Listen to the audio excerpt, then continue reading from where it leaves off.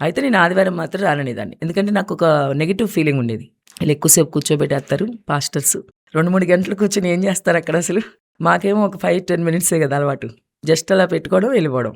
అవును. అదే అలవాటు. సో, ఇక్కడ నాకు ఇష్టమయ్యేది కాదు అలా. నేను ఆదివారం మాత్రం రానంటే అని చెప్పాను. ఒక వారం అడిగారు. కుదరదన్నాను. 2 వారాలు, 3, 4, 5, 6, 7 వారం కూడా అడిగింది ఆవిడ రమ్మని వదలకుండా. ఓకే. నేను రానని చెప్తున్నాను. ఎందుకంటే నాకు ఇష్టం లేదు కాబట్టి 2, 3 అవర్స్ కూర్చోబెడతారండి. వేరే ఏం కాదు, దేవుడంటే ఇష్టమే.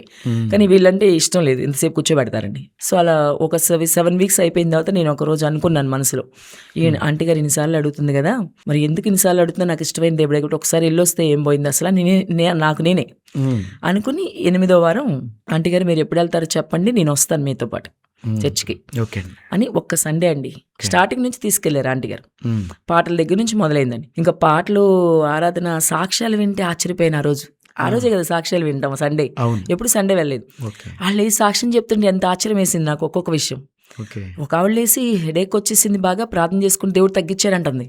అవన్నీ మాకు అలవాట్లేదు. సో ఇవన్నీ చూసి మాకు ఆశ్చర్యం వేసింది. నాకు చాలా ఆశ్చర్యపోయాను నేను, ఇలా జరుగుతుందా అని. ఫైనల్గా అక్కడ నుంచి నేను వచ్చేటప్పటికి ఇక్కడ ఈ ప్లేస్ నాకు నచ్చింది, ఇది వదిలిపెట్టకూడదని డిసైడ్ అయ్యా ఆ రోజు 2007లో.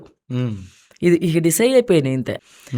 నాకు తెలుసు కొన్ని ప్రాబ్లమ్స్ వస్తాయనని, కానీ ఇక లైఫ్లో ఎప్పుడు ఈ ప్లేస్ మిస్ అవ్వకూడదు. చాలా బాగుంది.